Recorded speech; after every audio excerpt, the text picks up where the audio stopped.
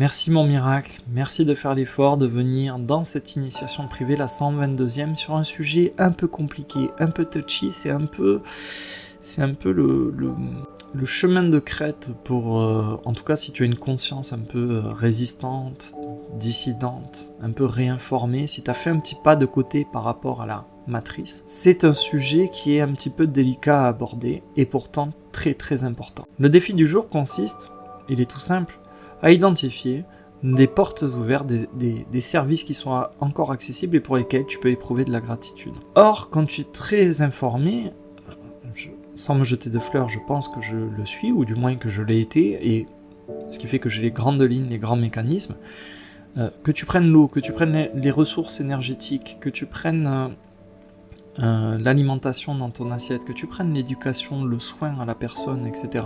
Quand tu es très informé, tu as tendance à décréter que tout est pourri. Et justement, on va aller toucher, avec ce défi aujourd'hui, cette part de toi qui s'est organisée, qui s'est structurée, qui a poussé autour de cette idée que c'est fermé, que c'est verrouillé, que c'est foutu. Et elle s'est organisée à tel point, elle y a cru, elle s'est développée autour de ce point fixe à tel point que tu ne peux plus vérifier si c'est encore vrai. Et la pratique d'aujourd'hui, et l'initiation d'aujourd'hui, c'est pour ça que je te prends par la main, l'idée c'est qu'on a rencontré quelque chose en toi. Et ce qu'on va rencontrer en toi, c'est une fatigue. Une fatigue d'avoir dû chercher des issues, des sorties pendant trop de temps. Ça fait trop longtemps qu'on cherchait des issues. Et du coup, on a du mal, beaucoup de mal, à croire qu'une simple aide, un simple accès puisse nous aider. Quelque part, ça fait un peu écho à l'initiation d'hier, je te renvoie sur celle-ci, tu verras que ça se complète en merveille.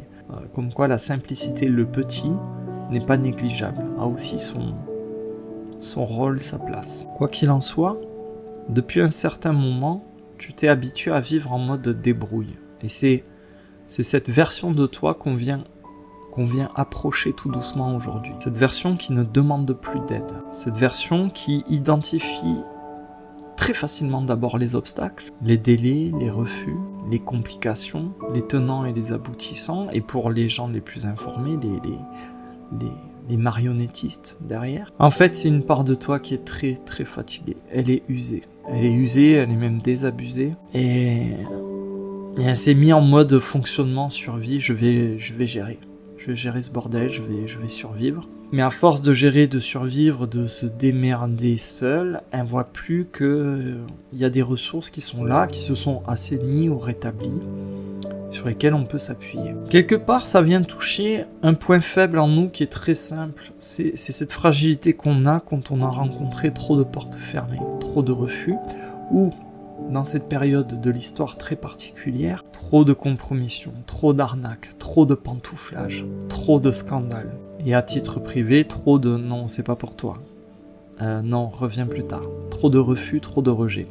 À partir de tout ça, il y a quelque chose en toi qui s'est endurci pour survivre. On s'adapte toujours à l'environnement dans lequel on est, et donc pour survivre, il y a quelque chose en toi qui a appris à ne plus trop espérer. Parce que c'est dans ce contexte-là, de ce point de vue-là, c'est douloureux d'espérer. Parce que continuer à espérer quand on a souvent été bloqué, ou quand on est tombé de 10 étages en termes de compréhension, quand on ouvre les yeux sur la matrice, sur la manière dont réellement fonctionne la société qu'on nous vend sur les écrans, ça coûte cher de continuer à espérer. Et donc ce défi touche exactement ce nœud-là. L'endroit où on préfère croire que c'est fermé, que c'est verrouillé, que c'est pourri jusqu'à la moelle, plutôt que de sentir encore une fois la déception si l'accès ne s'ouvre pas comme on veut, ou si l'accès se dégrade encore un peu.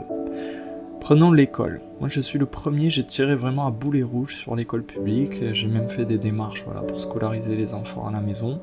J'ai été bien sûr refusé, en fait, tu connais toute mon histoire avec la pelote de laine concernant la liberté confisquée. Quand tu en es à ce stade-là, il est plus confortable de se verrouiller, de décréter des choses et de généraliser, de faire des raccourcis qui compressent sur l'école, tu vois, plutôt que de se remettre à s'ouvrir, à sentir, à être perméable à une possibilité que quelque part, à côté de chez moi, dans un bled pas très loin, l'école fasse encore des bonnes choses, qu'il y ait encore du personnel enseignant motivé, qu'il y ait encore des gens à l'écoute des enfants, de leur personnalité, Tu vois, enfin quelque chose qui nuance un peu, qui fissure ma certitude. C'est plus confortable d'avoir une certitude où tu te blindes derrière, parce que si tu te rouvres et que tu es à nouveau déçu, ça on le redoute vraiment. Et donc, en fait, ça vient toucher quoi? Regarde bien, ça vient toucher une fidélité, une loyauté, une fidélité à notre ancienne carte, notre ancienne lecture du monde. Cette carte, cette topographie, où tout est difficile, où tout est corrompu, où il faut mériter chaque accès, où il faut se méfier de tout. Je fais un parallèle, regarde le temps qu'il nous faudra pour ne plus se méfier de ce qui ressemble de près ou de loin à quelque chose qui ressemble à des reliques directes ou indirectes, deuxième, troisième, dixième degré de ce qu'a pu être la Macronie, cette espèce de pseudo-dictature très étrange. On va rester un grand moment dans cette carte. Tu comprends pourquoi ce défi et cette initiation privée est très importante aujourd'hui. Ça va rester imprimé dans nos consciences un moment. Parce que ça nous a fait très mal, parce qu'on s'est senti étouffé, parce que ça a duré très longtemps aussi, 10 ans de Macron, j'arrive même pas à croire que je dis cette phrase. Mais bref, on est dans un mood, dans un mode de fonctionnement, dans une grille de lecture où tout est difficile, tout est corrompu, tout passe en force. Il faut se battre pour tout. Et il y a presque une colère, même plus que presque, c'est même sûr, il y a une colère là-dedans. Comme si reconnaître les bienfaits d'un service accessible, ça revenait à trahir toutes les fois où ce service a été corrompu, ou foireux, ou déceptif. Tu vois ce que je veux dire? Je reprends l'exemple de l'école. Malheureusement, c'est un exemple fictif, mais bon. Imaginons qu'à côté de chez moi, il y a une charmante petite école qui vraiment fait le job. Si je reconnais ça, je trahis toutes les fois où j'ai tiré à boulet rouge sur l'école où se trouvent mes enfants. Toutes les fois où l'enfant n'a pas été entendu. Toutes les fois où les animatrices n'ont pas été super sympas. Toutes les fois où le personnel enseignant est passé à côté. Toutes les fois où le programme scolaire a tellement été nivelé par le bas qu'on se demande s'il y a encore quelque chose à garder. Bref, c'est comme si dire, tiens, là ça s'est ouvert ou là ça s'est amélioré, ça a effacé complètement toutes les années où c'était pas le cas. Tu vois ce que je veux dire? Alors qu'en réalité, ça n'efface rien. Ça dit juste que aujourd'hui, c'est pas un gros mur épais. Aujourd'hui, il y a une petite fenêtre. Aujourd'hui, il y a une porte, il y a un accès. La nuance, elle est vitale, elle est capitale. J'espère qu'un jour, on arrivera à la saisir parce que sinon, on va mettre des années, des décennies à se sortir du mouvement actuel. Ou j'ai envie de dire de l'immobilisme actuel. En parlant d'immobilisme, c'est parce qu'on reste fermé qu'on va perdre cette capacité de mouvement. On perd ce service sur lequel on pourrait s'appuyer. Par exemple, et je vais te donner un exemple très très concret, je dois me faire enlever 2 dents de sagesse. J'ai tellement dressé un état des lieux lucide et amer sur la santé en France aujourd'hui, que si je continue à résister comme ça, si je ne m'ouvre pas sur ce sujet-là, je pourrais décider de ne pas faire soigner mes dents. Ce que je veux dire, c'est qu'en perdant le mouvement, on se coupe de la possibilité même d'utiliser tel ou tel service, telle ou telle ressource. En ayant décrété, en ayant la certitude, en étant fidèle à une ancienne grille de lecture, il y a un service qui existe, il y a un chemin qui existe et on ne l'emprunte même plus, on ne le considère même plus. On perd cette capacité à vérifier la réalité. Il y a quelque chose qu'on a compris, qu'on a vu de nos yeux, c'est vrai, à un moment donné, est-ce que c'est toujours le cas aujourd'hui? Ou est-ce qu'on reste enfermé dans une conclusion plus ancienne? Alors que le monde, il a peut-être déjà commencé à changer de position.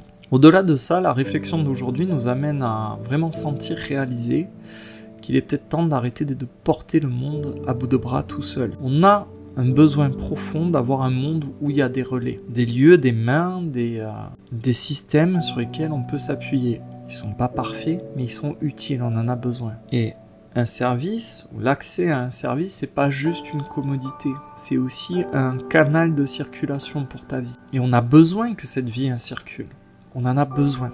On est des êtres de relation, de circulation. On a besoin de sortir de cette posture. De toute façon, pour moi, c'est terminé. Pour moi, les portes sont fermées.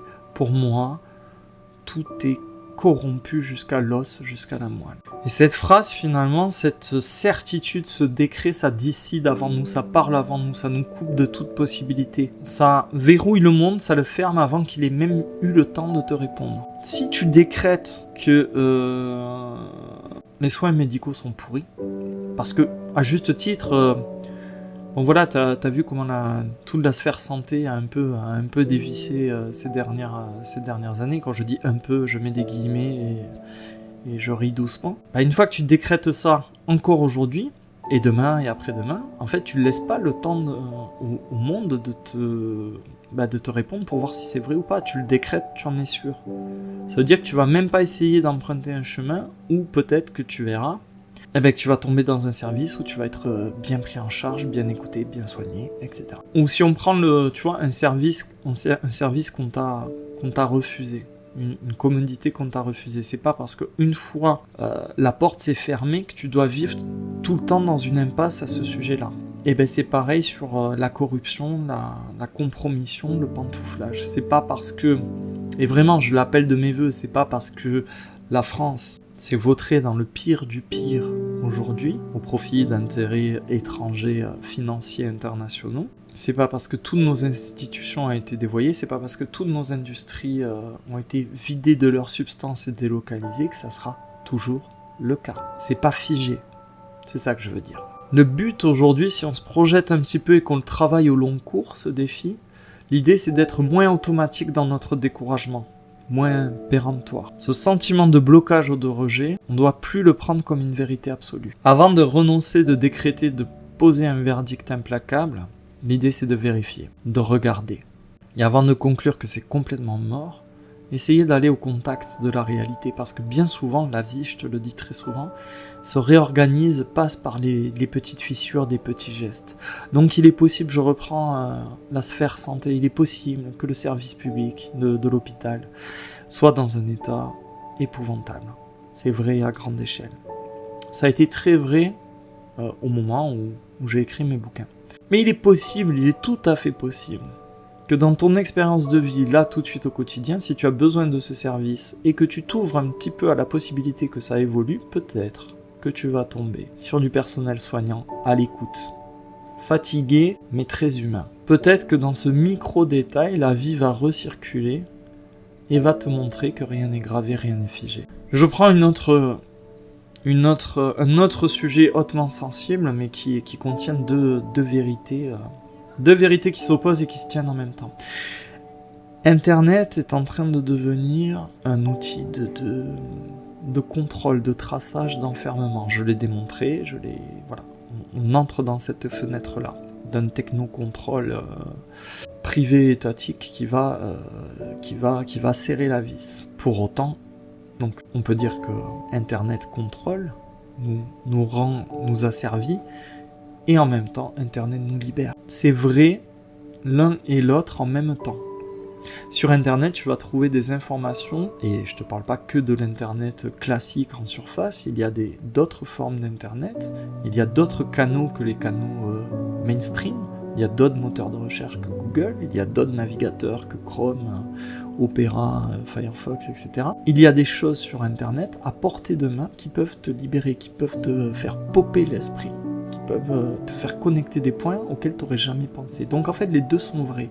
Mais si tu décrètes qu'Internet est une grosse merde et que ça va finir par avoir notre peau, tu te coupes de toute l'autre partie, de toute l'autre possibilité. Tu vois ce que je veux dire? J'espère que je suis clair. Donc l'idée, c'est de passer d'un « je suis coincé, tout est foutu » à « il reste quelque chose de praticable, il reste des accès, des appuis, des ressources sur lesquelles je peux m'appuyer ». C'est ça le fond du truc.